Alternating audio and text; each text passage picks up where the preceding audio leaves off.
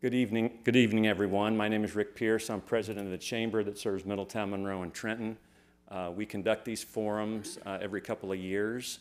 We do it to help our members understand who's running for office, and we also do it for the residents.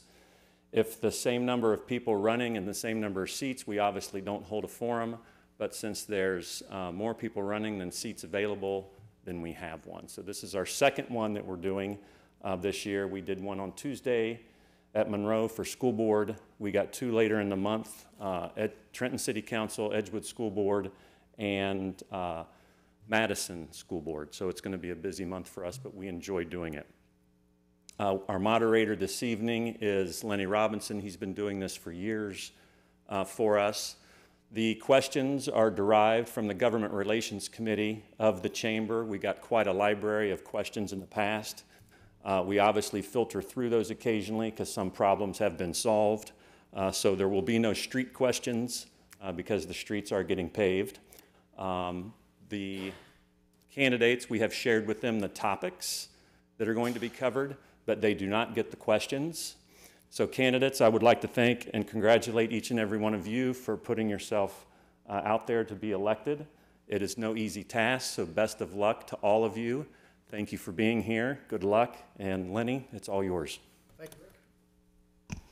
Good evening, everyone. Good evening, candidates. And the first thing I'd like to tell you, and we talked about this before we went on the air, is the 5 of you who are running, you are all to be commended, congratulated, and given a hearty pat on the back because running for any office, it is one of the greatest public services that you can do.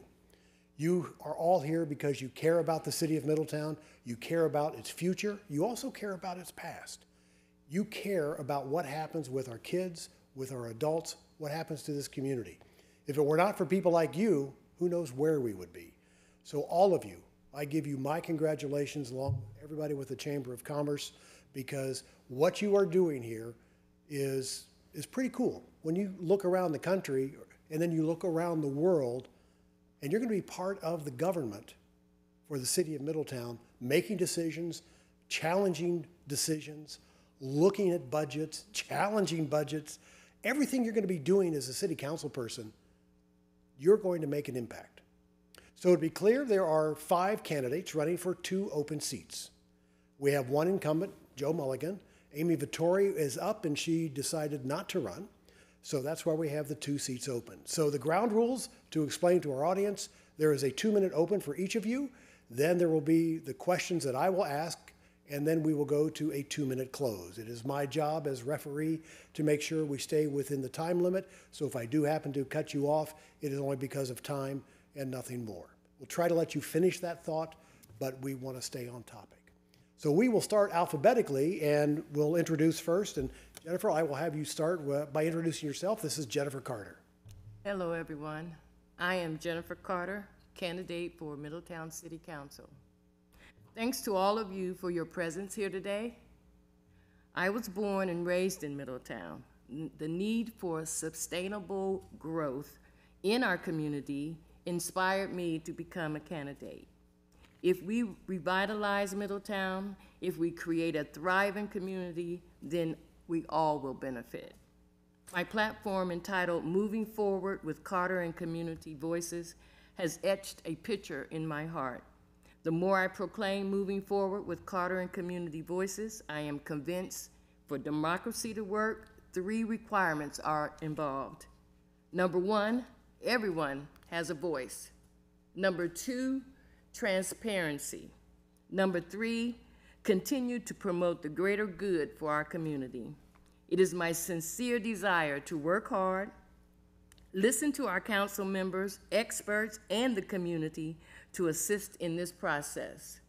As my associate pastor of United Missionary Baptist Church, Kendall Wright, often shares, what you ignore becomes more. What you tolerate will soon take over. What you challenge will change. Thank you. Thank you very much. Next, Zach Farrell. Zach? Yeah, first off, thanks to everyone for being here tonight. It's an honor and a privilege to be among everyone up here, honestly. I appreciate the fact that everybody wants to see a better Middletown, and I think everyone in this room is working towards that. So I wake up every day and check my email, check my Facebook messages, the usual, and people ask me, what's my platform? What am I running on? So instead of that, let me tell you a little bit about myself. I'm a child of Middletown, fourth generation Middie. Got the story. My grandpa was a fireman here, and my grandma worked for the city tax department. Grew up on Stanley Street. My mom, who's in the audience, raised me and my brother. Lost my dad when we were younger. There's a point in our life where we were on government assistance and those types of things, but my mom got off of that, worked 2 jobs, that kind of thing. We didn't have everything growing up, but she taught me 2 things. She taught me the value of hard work, and she taught me if we have a vision, what we can do. I'm not the smartest person in this room. I'm happy to admit that, but I will outwork everybody here. So, why am I running? I just sold my dream house in Madison recently to move back here and make a change. The vision that my mom taught me when I was younger is the same vision I want to bring to Middletown. I have visions of what it can be like with a better childhood education system, investing in the community center, and then what can real estate do? I know we've all heard about Hollywoodland. We also have some ideas on that, and I hope we can discuss that tonight and see how we can add all these things going on in the community, how we can turn those things around, and then make for a better community for everyone. Thank you. Next, Julia Lewis-Smith. Good evening. Thank you all for being in attendance tonight. I'm Julia Lewis-Smith, and I'm running for Middletown City Council. As I live, work, and serve in the community, I can't help but to think about my personal journey and the values instilled in me that has cultivated me to be the woman that sits here before you today. You see, being the youngest of 10 children, I have been a witness to and a witness of lack. The lack of resources, the lack of accommodations, the lack of opportunities. The lack is what connects me to the city of Middletown and the people of Middletown. However, it is also because where there was lack, there was a caring community that showed up, that showed concern, and showed me the way. It took a village to raise me, and it still takes a village. And it is my vision to revitalize these values, the value of being accountable by being visible in the community and opening up communication with the people of Middletown so all voices are represented. The value of support by collaborating and making connections with small business owners, local organizations, clergy, parents, and city leaders. And the value of endurance for our future generation by committing to stand the course even when it gets hard. This is why I am running for Middletown City Council. Thank you. Thank you. Next, Joe Mulligan. Thank you, Lenny, and thanks to the Chamber for putting this together. It's a great service to the community and the Chamber members. And I appreciate everyone that showed up tonight and those viewing at home. I'm Joe Mulligan. I'm a Middletown City Councilman running for re-election. It's been an honor to serve my hometown in this capacity. I hope to continue leading Middletown's comeback. A little bit about my background. My undergraduate degree was in business marketing, so that took me to a career path in Columbus, Pittsburgh, and then in Dayton, working at television and cable operations and media sales and sales management. In 2008, I decided to switch careers and pursue a law degree. So I enrolled in the University of Dayton School of Law.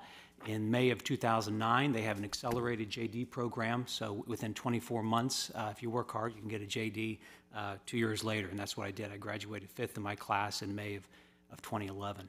That fall, I passed the bar and was a licensed attorney. Since then, I've been working as an attorney in private practice in firms in Middletown and in Dayton, civil litigation, probate administration, wills and estates, real estate, those types of matters.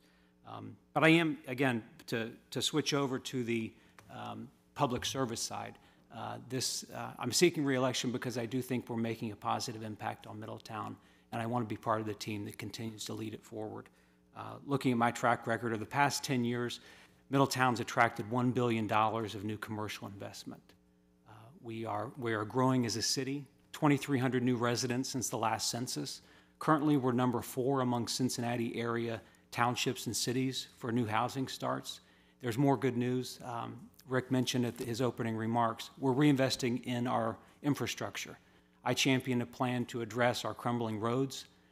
Over the next 2 years, we're spending $51 million to repave 200 lane miles and 1/3 of our city streets, and that's going to touch every neighborhood in the city and renews the pride in the community. Thank you. Rodney Muterspaw. Yeah, I'm Rodney Muterspaw, and I'm running for council. First of all, thank you everybody for coming, and thanks to the chamber for having this. Really, I'm just going to speak from the heart. I don't write out speeches. I never have. I get asked a lot, and especially in the last month, why you? Why are you running for council, and why are you the best candidate? Well, first, I can't promise you that I am the best candidate. What I can promise you is I'm going to give you 110% of energy and passion that I gave the city for almost 30 years. And that's undeniable. I had an open door policy that's never changed even after I retired. I still listen to the people, and that's important. As why as I'm running, because the community has asked me to run. The messages, the text messages, the Facebook stuff, everybody says we need change, and so that's why I'm running. That's the only reason. I have no agenda. You are my agenda. I don't own anything other than my house. I don't own any businesses. I don't own any properties, just my home. I'm strictly focused on what we can do to make the city better. One thing that I just really want to reiterate is you know me. You know me. With me, you know what you're going to get. I'm going to be vocal. I'm going to be direct. I'm not going to sugarcoat anything when it comes to the city of Middletown. I'm also asked quite often, is your whole agenda public safety? That's a big part of it, because public safety here is awful. First time in history we had to cancel a football game and move it out to Cincinnati. But you don't hear council or the manager ever talk about increasing public safety. That's a problem, and we have to get that addressed immediately. In the last year, I'm a real estate agent now, I've moved out 15 families from Middletown to Monroe, Trenton, or Franklin in Springboro. 15 families. That's not people just living in an apartment, that's families. And when I always ask them why, Middletown's not Middletown anymore. And it breaks my heart because I live here, my family lives here, I love it, love everything about it. We have to change that perception, because outside of us, what's going on is people are looking at us like, what's going on there? And we have to change that. There's ways to do that. There's ways to do that. There's some great things going on with economic development, but I'll tell you right now, everything's connected, and we've got to put it all together or it's not going to work. It's a critical time for us. Thank you. Thank you. Let's begin our first question. We'll begin with Zach Farrell. Zach, it's not unusual to have former police chiefs serve on Middletown City Commission or Middletown City Council. First two names that come to mind in recent memory, Bill Becker, and before him, Earl Smith. One of tonight's candidates, Rodney Muterspaw, is a former chief of police, the most recently retired chief of police. Having said that, if he were to win, what is your opinion, and if you were to win, that should a former chief of police vote on police budgets or other police matters? In my mind, the perfect city council has one part of the city in it. So everybody up here should have their own specialty. I know real estate. I think I know real estate better than anybody here, just for the fact of I've sold more houses. I know why people are leaving. I know why they're coming. So why wouldn't we have a seasoned veteran? It's something that's so important here. It doesn't make sense not to have them up here. It's experience. You cannot replace experience. You cannot replace the things that people run in that they know. So yes, I think it's important, and it's something. Public safety, as Rodney said, we can't even have football games here right now. So we need to get back to working on infrastructure for those things. All right, thank you. Julia Lewis-Smith, I'll ask you the same question. Should a former police chief vote for or should abstain from matters involving the police department and budgets? Well, actually, I think that he should vote for. It is, again, his expertise. He spent 30 years dedicating his life to Middletown and in public safety. Why not draw on his strengths? A team is not a team if you don't recognize the strength of each member and the weakness of each member. And that's where we collaborate together to come to a consensus of what's right when we're making decisions. And if Rodney has that experience, I believe that it would be best to turn to him during those times of decision-making. I, being a teacher, would like to have input on education because, like Zach said, he feels he knows more about real estate than most of us. I feel the same when it comes to education. And Rodney it would be a miss for us not to include his input. Joe Mulligan, I'm going to kind of ask you the same kind of question, but excuse the chief of police and let's substitute real estate people or educators or attorneys. You happen to be one. Should an attorney vote on legal matters for the city? Or should you be elected, reelected? Does it matter to you if real estate people vote on real estate issues for the city of Middletown? Is there a line to be drawn? I think not. I mean, as long as their votes, their discussion, their input comports with Ohio ethics rules, there would be no issue. For me, council has always been a board of directors for the city, and we set policy, we set strategy, we allow the professionals, the city manager, and his department heads to execute. And the contracts that come before us would have been vetted through the department heads, through outside counsel, inside counsel. But no, I don't think there would be any conflict as long as it comports with the Ohio ethics rules. Rodney Munisball, same question. Do you feel a need, being a former chief of police, do you abstain? Do you vote for? The key word is former. If I was still a police officer, it might be different. I'm not. I don't work here anymore. I haven't in 2 years. The thing, too, though, is I can look at that a step further, is people on council currently now vote on issues downtown that affect them because they own businesses downtown. Don't see how that's any different. So one thing I will tell you is nobody's going to come up to the dais there and fool me on public safety. That's the difference. And public safety is not just police. I want to make that clear. It's fire and it's public works. People forget public works when it comes to public safety. They're a huge part of public safety when it comes to roads and streets and things like that. To me, the most important part of public safety, other than the police, is medics and firemen, and we have to address those issues too. But no, I don't see a problem with that. I have to agree with Joe. You know, if Ohio ethics is fine with it, I'm fine with it. And finally, I'm going to come to you, Jennifer, on the aspect of should a person's professional resume prohibit them from voting on, or should they rather abstain from an issue if you're on council and someone else is on council and it's in their wheelhouse professionally?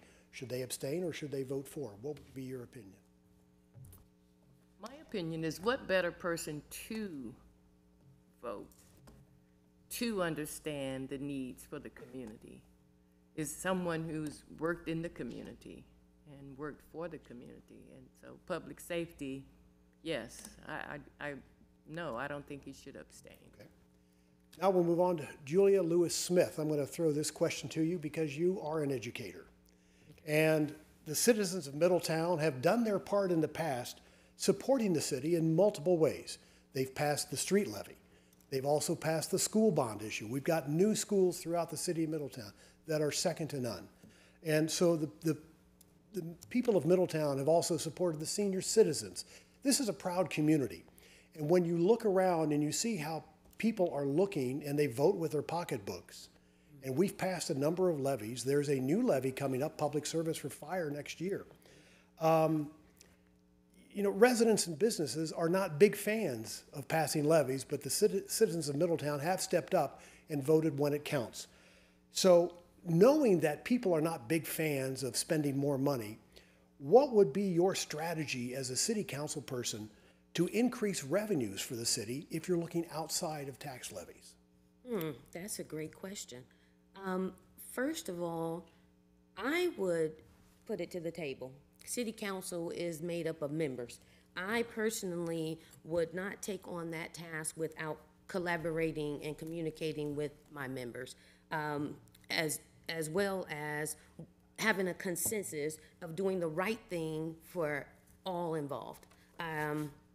Far as bringing revenue, I would like to see more neighborhood stores, more entrepreneurship, especially in the communities that where it used to be at, where I learned about entrepreneurship and about budgeting, about how to spend my dollar from the local neighborhood stores. I feel like that is something that we're missing, but was something of value in the community. All right, Mr. Mulligan, let's move on to you.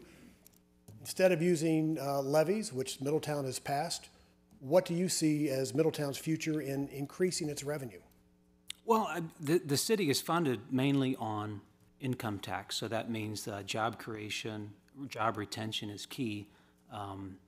Over the past, prior to the pandemic, we had 7 straight years of increased income tax collections.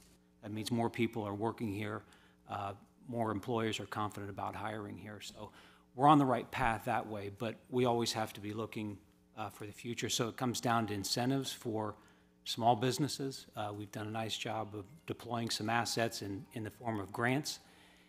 For larger businesses like Phoenix Metals, they're going to be adding, I believe, 1/3 to their workforce in their new location in Made Industrial Park. Our economic development team has put together a package that will build a road in Made Industrial Park, and that's going to open up some additional acreage for heavy industrial use or light industrial use in that area, and that's more job creation in the city. But it comes down to creating jobs, retaining them, and supporting employers. Rodney Muterspaw, the same question, but let's take a little bit different spin. We've heard about creating new jobs, creating new businesses. Is the city of Middletown in the business, in your opinion, getting to be partners with business? And if they are, what is the partnership consisting of? Well, I think they're doing a good job with it, actually. I can tell you with the Economic Development Department, I think they're knocking out of the park on certain things. They're doing a fine job. As council, you can't make these decisions. You hire the best people possible, and you get out of their way. And then you monitor and you oversee what they're doing. As far as the business, like the new Small Business Alliance, I think it's a great thing that the city is doing with small businesses, because small business is the backbone of any community. Our coffee shops, our barbecue joints, our haircut places, whatever, that's what drives the city. These partnerships have to be sustained with city help, whether it's through grants, and they've done a good job with that, but the correct answer is just get the best possible people that you can, pay them what they're worth, get them here, and they can bring business here, and council can oversee and approve it. I think that's what you're seeing throughout the city right now. Jennifer Carter, the question to you is, if the city of Middletown is going to partner with small business, what should the city expect in return?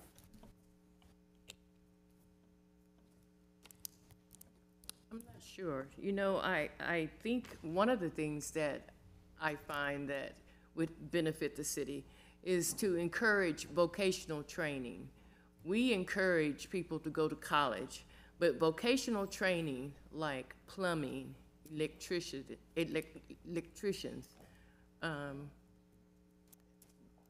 carpenters, brick masons, and with that training, they could bring in the revenue because there'll be people from the community reaching out. And the city would be able to respond to that in a bit more positive way because there will be employment. All right. Zach Farrell, same question to you. What's the city's role in working with trying to attract new revenue, and how do you do that in a partnership? I think it's a very complicated question because, first off, like Rodney said, we do need to hire top talent and get out of their way. That should be the first job of a government in a lot of things. Something we have to think about is the people. It starts with the people. Middletown has always been a people community. People, it's purple blood here. And I'll give this example. Daniel Mulligan, who owns AMS Construction Parts, buddy of mine. He employs almost 60 people in Middletown. He's in his 30s, and he started his business with $3,200. He got laid off from his job, and he started a business, started in his basement, and it kind of went from there. And he was looking at different places across, this area, and was going to go to a place in Franklin in the industrial area. And he said it just didn't feel right. So he bought the old driving range down on Main Street, put a ton of money into it, took an eyesore, made it look really nice. We need to start incentivizing the young people to do that. All right, thank you. Now let's move on. Joe Mulligan. Generally, City Council sets policy, and of course, that the city manager and city staff are expected to carry out. We've heard about hire the best people and bring in and tap that asset. But when changes occur in the top administration, not just specifically one person, but you hire people in that are that are good at what they do. And the city has charted a course from the council members. What would be your strategy to ensure that continuity remains on that current path during such changes? I mean, if you've got changes at the top and you've set a path, how do you ensure that that path is followed by new people? Well, we do have a document, now it's in draft form, but it's pretty close to final, the master plan. And that's something that, the old one is 2005, so it's been about 15, 16 years since we've had an updated master plan. But that guides us as far as land use, as far as initiatives, certain projects. So things like economic development, they don't have to take a pause if there's a change at the top. We're always going to be recruiting new business. The master plan is something that will be executed over the next 10 years. You think about opportunities like the Oakland Historic District, the Riverfront, further west, Highlands Historic District, redeveloping housing in the old Roosevelt site and the old Lincoln site, and then moving out to the highway, the town mall. Keeping those relationships going with other entities. Warren County and the Warren County Port Authority is a partner in the town mall redevelopment. So I think the inertia of government continues, and you just follow that plan, because don't let that collect dust. Yeah. Rodney Muterspaw, the same question to you. How do you have changes in top administration? As a council member, what do you do to ensure that the path chosen is the one that everyone stays on? Because, well, I'll tell you, it's a practical answer, is government is not dollar-driven, it's people-driven. Communication's the key. I mean, we had changes recently in the last year and a half. Community was unaware of any changes. I can tell you from talking to people, nobody volunteered to go out to these churches and talk to people in any of the wards. It was a lack of communication. I can tell you the police department, the fire department, Public Works did not get a visit from anybody at the top for months after they were brought here to take over. That's a problem. So immediately you lose lack of trust. You have this disconnect that has happened. And that's why you saw the division you saw at council Tuesday night. And this is a people business. This is not a dollar-driven business. And government needs to be in the people business. And as council, you have to make sure whoever you hire and appoint, that's going to be the case, if they're going to be out there in the public every day making it work. That's the only way government works, because there's so much lack of trust in government right now. Jennifer Carter, same question to you. You are on council and you've selected this path with your council members, change in administration, and you've got new people coming in there. What do you do as a council member to make sure that the path, your vision, is being followed by new people? Make sure they understand the policy. But I feel that once people are inside there working, that they would understand better what's going on. And when the heads change, a lot of times the rules change, and people do certain things that that fits their agenda. So make sure that the policy is followed that you've set up.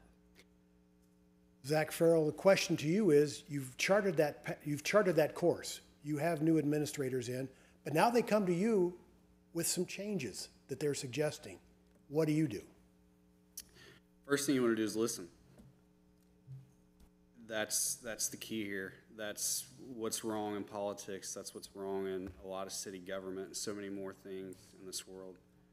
We were given 2 ears, one mouth. Just because it wasn't the original plan, what if it's a better plan? Everybody wakes up every day with an idea of what they're going to do with their day. I know I do, but things happen. We have to go a different course sometimes. But sometimes that course is going to be better. So first, it's a simple answer. It's just listen. Same question, Julia Lewis-Smith. You've got this chart or course charted, and new administrators come in, new personnel, and they're coming in with a different vision than yours. What do you do? Well, kind of a mixture between what Rodney and Zach said. First of all, is communication. Policy making requires political wisdom, diplomacy, and prudence to bring a diverse community interest together around a shared purpose. And yes, we know sometimes and oftentimes it's incoherent and is disorderly. And yet it is the destiny of a community's dreams and aspirations. With that being said, we should all have a common goal. First, it should be to communicate. Second is to collaborate, and then commit to whatever decision that we decide as a team. It's not, one person doesn't make up a team. And that's my take on it. All right. We're going to go on to a new topic now. I'll start with Rodney Muterspaw.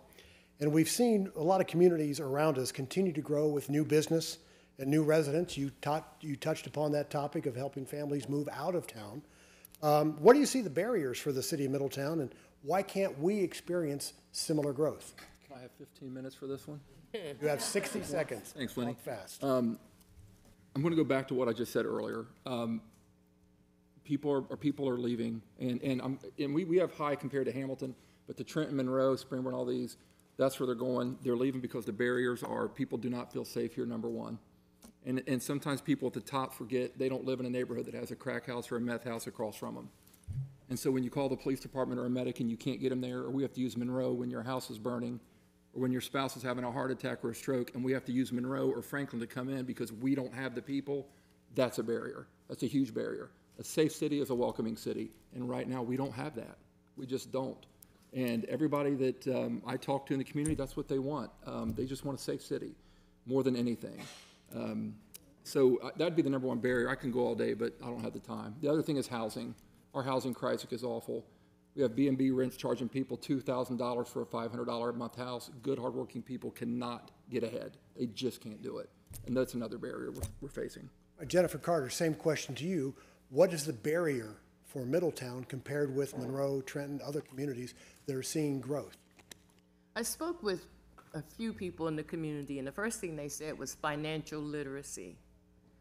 Knowing how to spend their money, knowing how to acquire loans, and credit cards. I had one tell me that they got this credit card and they thought it was just free. And I said, no, you got to pay for it. So I think financial literacy is one of the main barriers for success in Middletown. Okay. I'll move that same question to you, Zach Farrell. What are the barriers for growth in Middletown? There's many. First, safety. I agree with Rodney there. Once again, we can't even have a football game here. It's crazy to me. It's not the Middletown I grew up in 10 years ago. All my friends have left, or most of them. And I said, I'm going to lead the way. I'm going to come back and try to do what I can for this city. I'm not going to be able to do it by myself, but I'm going to try to start that. So that's first. I've had probably 25 people move out of Middletown last year, and people blame it on the schools and they blame it on the opportunity. I think a lot of it's just Middletown needs to come together as a community. We have 50,000 people here. The people that are here, a lot of them love it, a vast majority. We need to come together and just work together. There's plenty of things we can do with opportunity and businesses and offer tax breaks to small businesses to come here, but really it's just working together as a community. Thank you. And Julia Lewis-Smith. Well, anything divided against itself can't stand. And Middletown is divided. We have a social economic divide, we have a racial divide, and there's a relational divide. A relational divide from city council and the community because of lack of visibility and accountability. We have a divide from public safety in the community because of lack of trust. We have a divide from resources and the people that need them because of a lack of communication. We have a divide between addicts and sober living homes, homelessness to shelters, to small businesses, to funding and opportunity because of a lack of collaboration. And there is a divide between our children and a promising future because of a lack of experience in a foundation of village values and a lack of commitment from us. We are divided. Joe Mulligan, last word on this.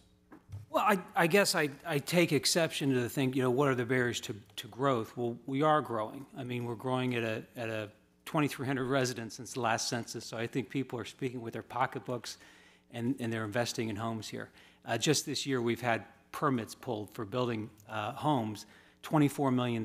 Commercial permits, $25 million, were just through August or September of this year.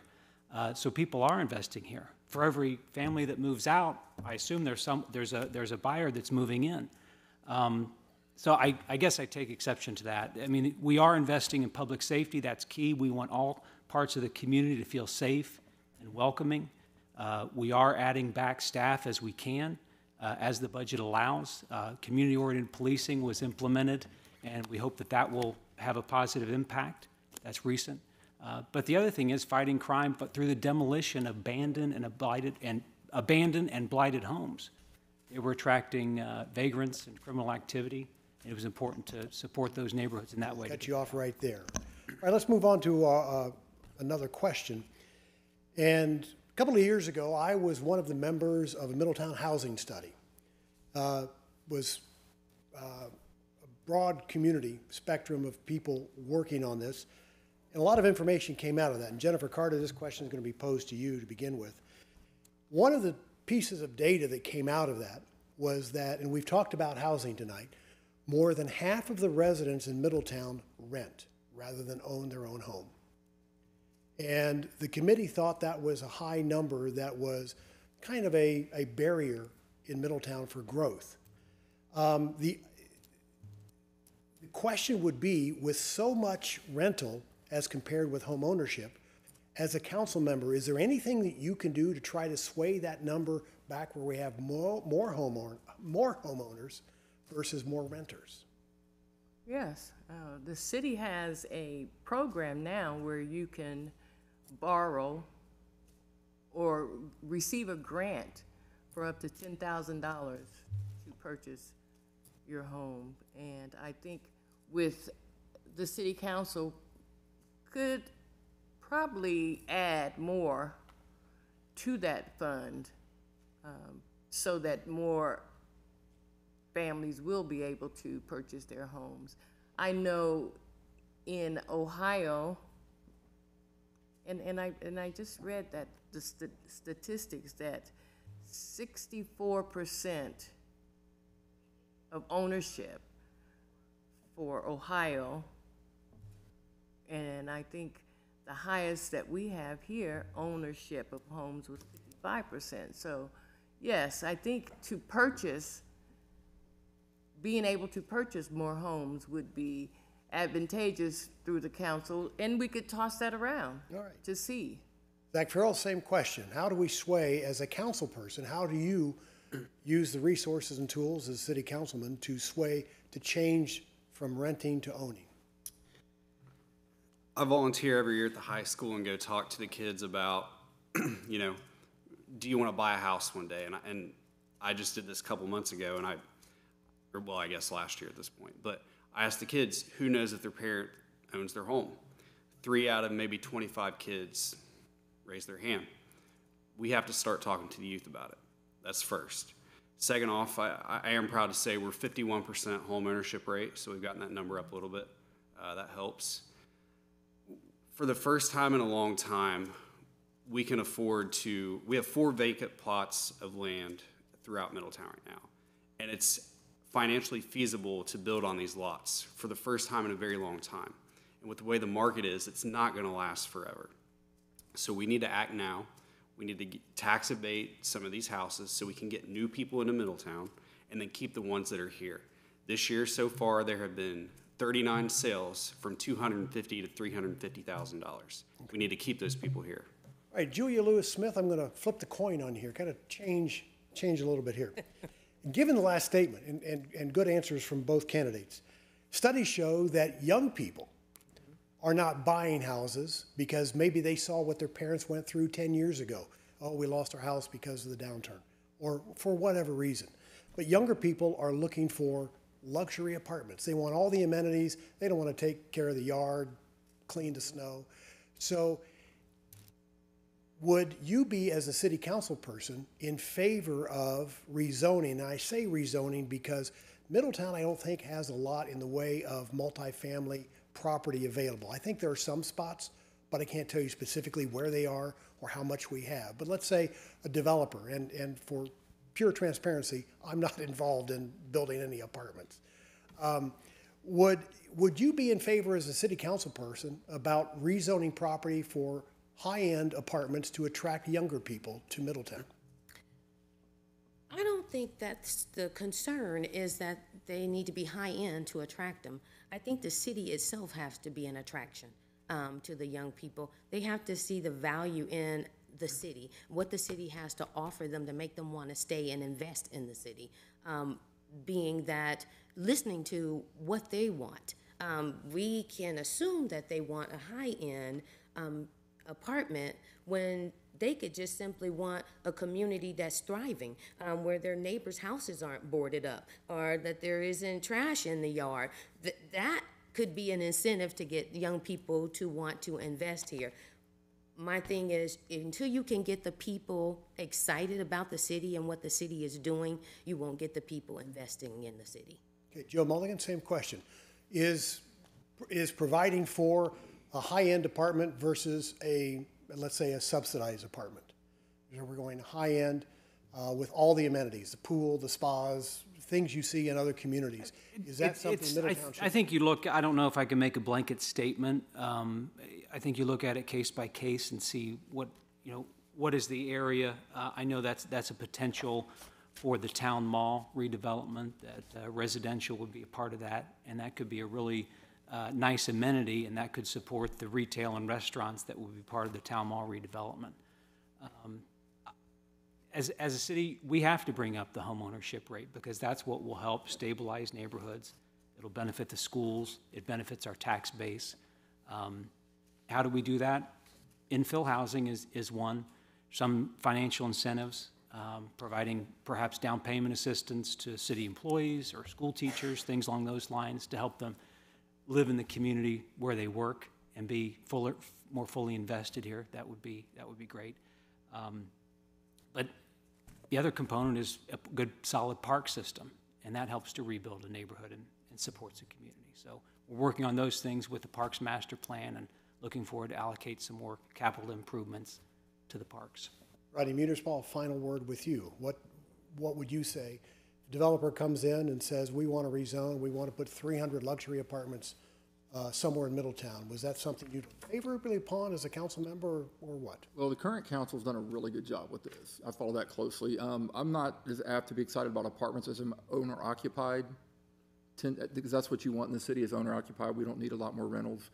The land bank out of Butler County, I think they've demolished or refurbished up to 400 properties in Hamilton and Middletown over the last few years. So to go with what Julia said, she made a great point. If you have those gone, you're going to attract people here. That's so important. As far as the zoning part of it, you have to sit with zoning and see what they're doing and get with the city manager, because I don't know what the grand plan is on that. I do agree with the matching grants. Right now, I know if you buy a home in Middletown or Hamilton, you can get a grant for $5,000. I believe Jennifer brought that up. But why don't the city match something like that to encourage people to do that? I know they've done that in the past, but it's something that it's doable. If we spend the money, that's going to bring money in. All right, thank you. Zach Farrell, new question for you. And this is one that became news this week. Lights, camera, action. So it's gotten attention not only here, but across the Midwest. Now, this property involves former industrial buildings, former industrial sites in downtown. As a member of council, what would be your biggest reason for saying yes or for saying no? Biggest reason for yes is opportunity. I think it's simple. It brings jobs. It brings people. You know, if you read the headline, just like anything in the newspaper, it sounds great, right? Reasons for no. I think there's holes in the plan still, which obviously I've not been in the back alley meetings per se, but I've not been behind closed doors. So I don't know everything going on with it. However, I think we have infrastructure issues as far as you look at Light Up Middletown. Light Up Middletown brings in way less people on a weekend night. And I just don't see how traffic concerns, public safety concerns, those types of issues, and for the plan to actually work, I've ran the numbers on it, we'd have to have 30% of the area population visiting this place, and I just need to see more on it. Thank you. Julia Lewis Smith, your take on what would it take for you to say yes versus what's it going to take for you to say no? Well, that's a great question. Yes, I do believe it would bring employment opportunities. However, after speaking to several people, bus drivers, teachers, random people in the grocery store about this issue, my take is this for no. I believe it will create a bigger divide in Middletown between the haves and the have-nots, because I don't think that this is a project that many people in Middletown would be able to afford to participate in or to patronize. I do believe that it's on too large of a scale. I think money could be spent better used somewhere else with education, with housing, than with the grandiosity of this plan. Maybe if it was on a smaller scale, just to test the waters, yes, but it doesn't fit the culture of Middletown. I think we could use the money wisely somewhere else. Joe Mulligan, on this same topic of Hollywood land, what kind of due diligence would you want to see before acting upon such an undertaking? We're talking. Well, Lenny, I would have to just speak generally about that, but yeah, every council needs to do due diligence, and the staff certainly leads the charge on that. But after the presentation Tuesday, it became clear that there could be potential conflicts. So I did consult legal counsel and the Ohio Ethics Commission, and based on some advisory opinions, I think I'll just refrain from further comment on Hollywood land. Rodney Muterspaw. Yeah, before the presentation, I was here and I watched it. I was, I was for it to a point. After the presentation, I don't know. I wasn't impressed. I thought there was a lot of questions that the developers just could not answer or would not answer, which made me skeptical. It's a lot of money to put down. And one thing I'm hearing is it's not going to cost Middletown taxpayers a dime, and I don't believe that, because infrastructure, roads have to be, Main Street will be a 4-lane road. Reinhardt's 4-lane, it's going to change everything, so that's not going to be free. I'm all for, the development. We have to have a shot in the arm in this city because we're sinking. We have to do something, and I hope this is it, but I got to hear more. I just didn't hear anything to make me jump up and down over it. Also, hearing the people speak that day, it was obvious the people who came and spoke, I think 90% of the people spoke against it. They had no idea what was going on with this thing, and they feel left out. And if you're going to ignore the people, you shouldn't be in government. Final word, Jennifer Carter. What would you want to see as due diligence if you're a city council member on this project?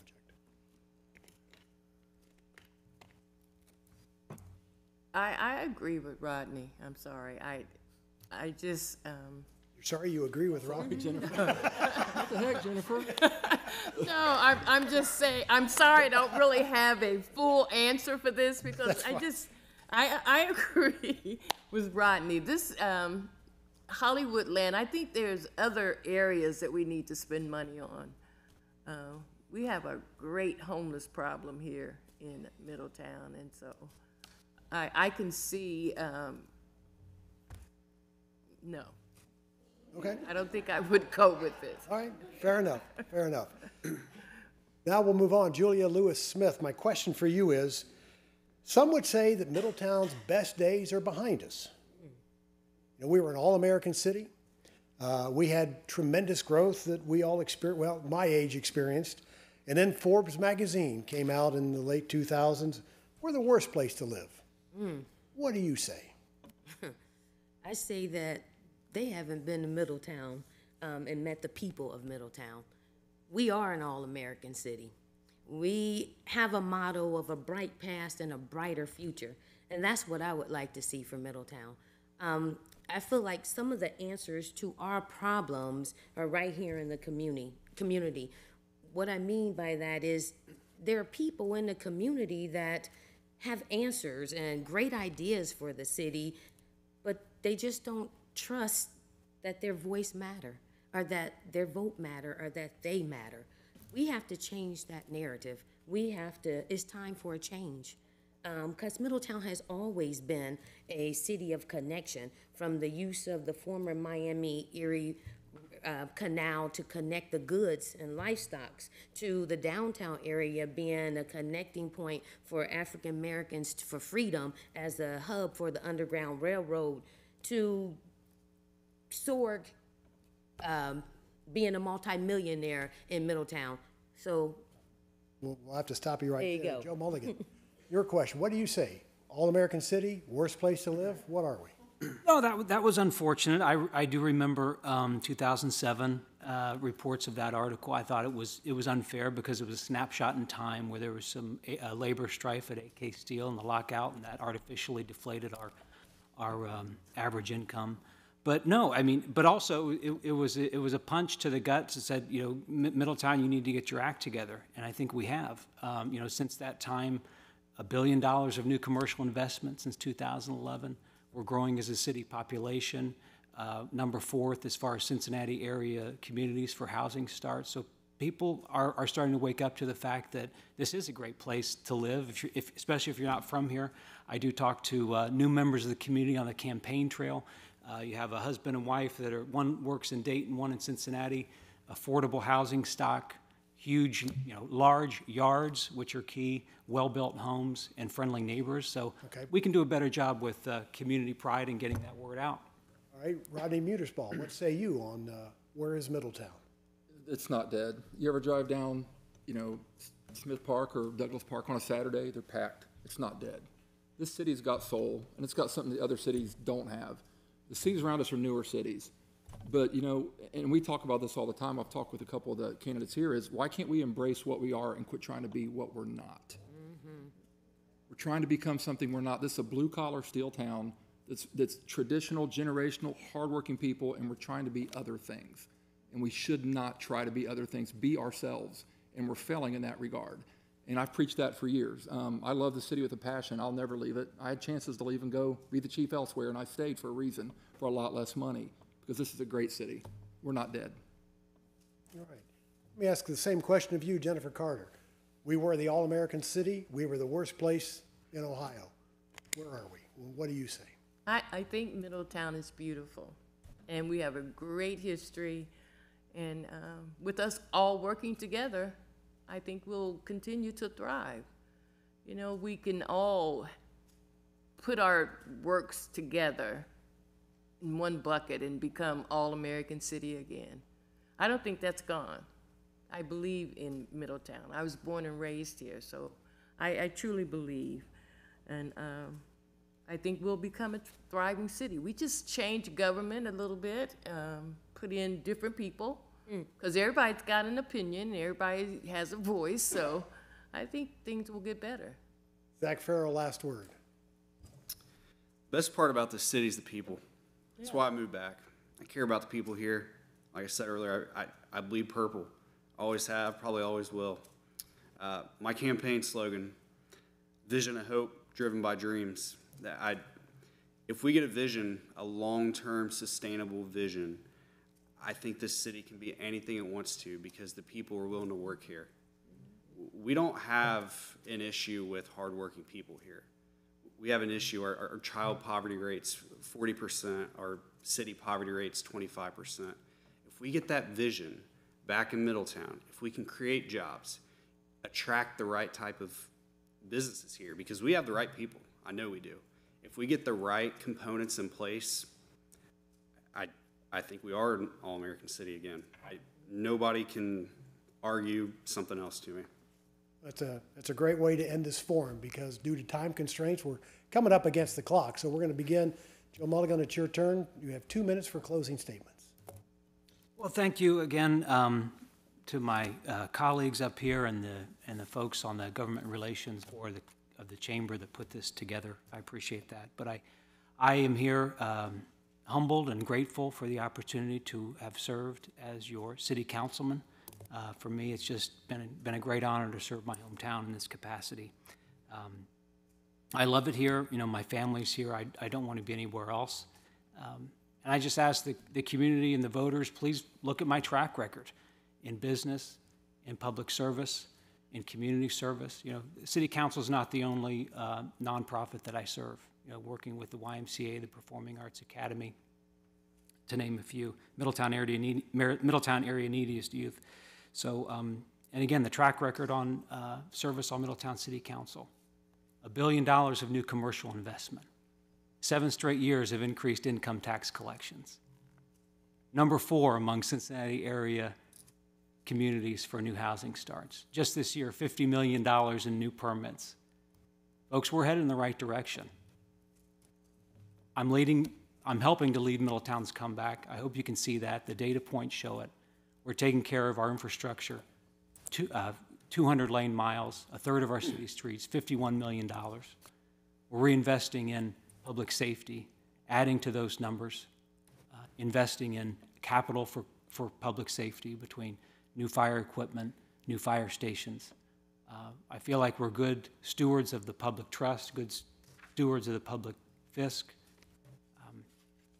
And that's why I'm excited about Middletown's future. We're taking a lot of the problems. We're taking care of a lot of the problems, but there's more work to do for sure. And I'm excited about the opportunity to do that. So I appreciate the time tonight. And again, vote Joe Mulligan for City Council. Thank you. Rodney Mutersmall, your closing statement. That was nice, Joe. It was nice. I don't know if I can top that. But What he said, right? yeah, I just want to say thank everybody for coming, especially the candidates, because we said this at the last forum. I don't think you can go wrong with anybody up here. And I think everybody's up here because they have a passion for Middletown and they love it. I know I've had lunch or dinner and talked with several people in here, and we all have the same goals, and that's the beauty of it.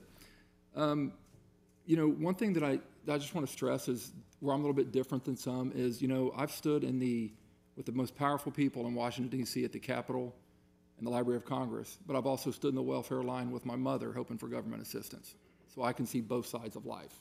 I've been there. Yeah, it's one of these things where I think it's always helped me do better in my former career and now to see what everybody goes through and what they do. And a lot of you I've known since I was a little kid. You fed me at your house when I was a little boy, and I'll never forget that. And that's where my passion comes from. It comes from people taking care of us, whether it was the church ladies bringing us dinner or somebody helping pay our rent. That's why I feel obligated to Middletown, I always will. And that's why I love it and I fight for it. Nobody has fought harder for Middletown than me over the last 30 years, I can promise you that. We take a beating sometimes, but it's our city and we love it. We need a spark. Things right now are stagnant. There's some problems, and we're divided more than we've ever been. And I forget which one said it. It might have been Julia. We are. This city is divided. If you were here at the council meeting last week, you would see what I'm talking about. It's divided, and there's a problem, and we need new leadership. We have to have it, or it's not going to get any better. So I just want to throw that out there to you. If you vote for me, great. I'll fight for you. If you don't vote for me, and I'm lucky enough to get elected, I'll still fight for you. It doesn't matter. So thank you for your time. I really appreciate it. Thank you. Jennifer Carter, your 2 minutes for your closing statement. We have a wonderful history, and I think we have an even better future. We talk about divide, and I can't see a divide.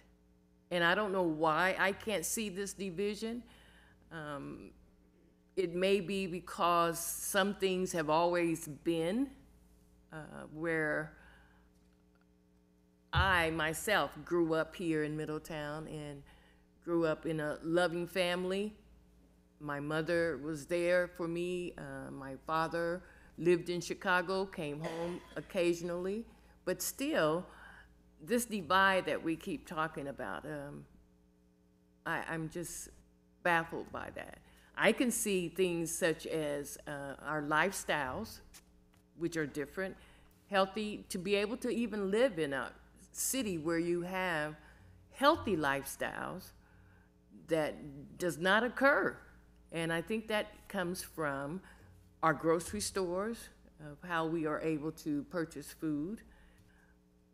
I think that it's a community that continues to thrive. I think sometimes when you make changes in those who run the city, then I think you can see something different. But sometimes, you need to do a change of the guard. And I think that helps. I can remember when Obama ran and I said, why can't someone different get in there and let us see how things will work?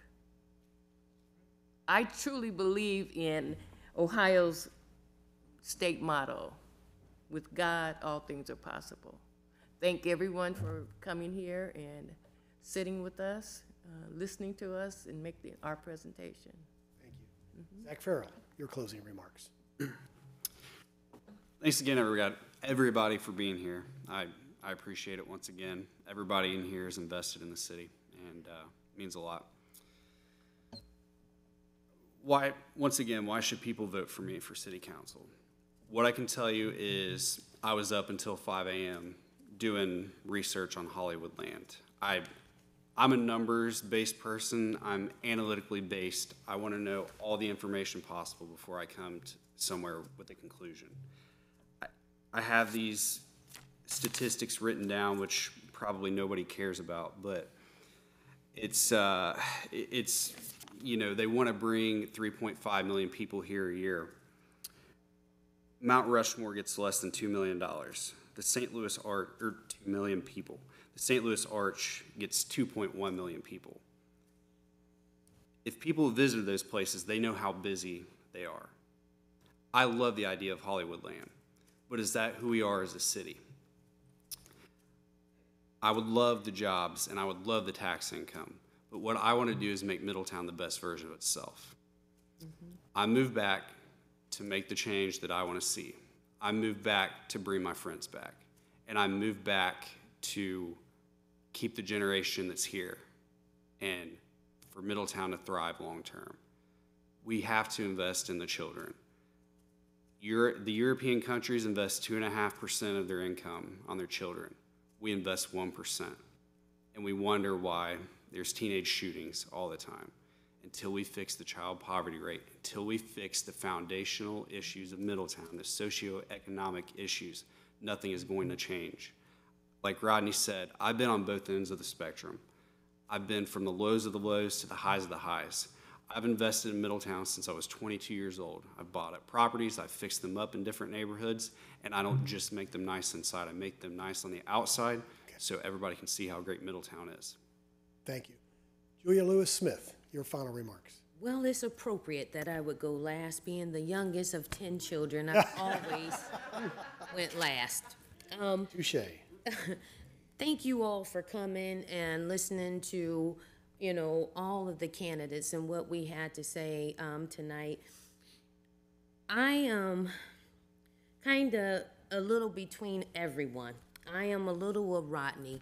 I grew up in 18th Projects. I had the help of the community, of church members helping feed my family or adopting my family for Christmas and providing toys and things for us that we couldn't have dreamed of receiving. Although both of my parents worked very hard and had 2 jobs. So Jennifer, I also grew up in a loving family that supported me. But most important was that it was a community that supported me. There was a sense of community. That's what we have to create in Middletown again. We can build buildings, we can bring about Hollywood land, but it's the people that makes Middletown. And we have to do better by the people of Middletown.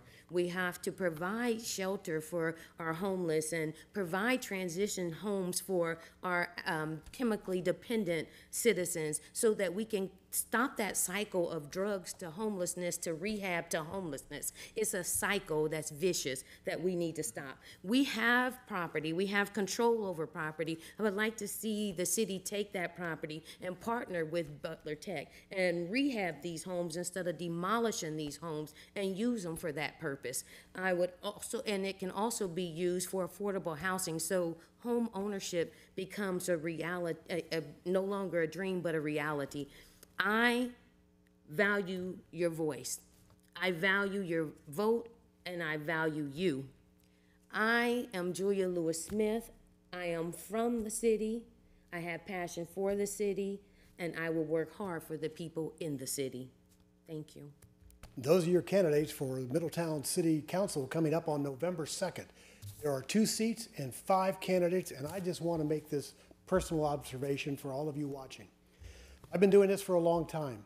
These 5 candidates tonight really showed a passion and a commitment to their candidacy, one of the best prepared forums that we've ever had, and you are all to be congratulated because you all had tremendous responses.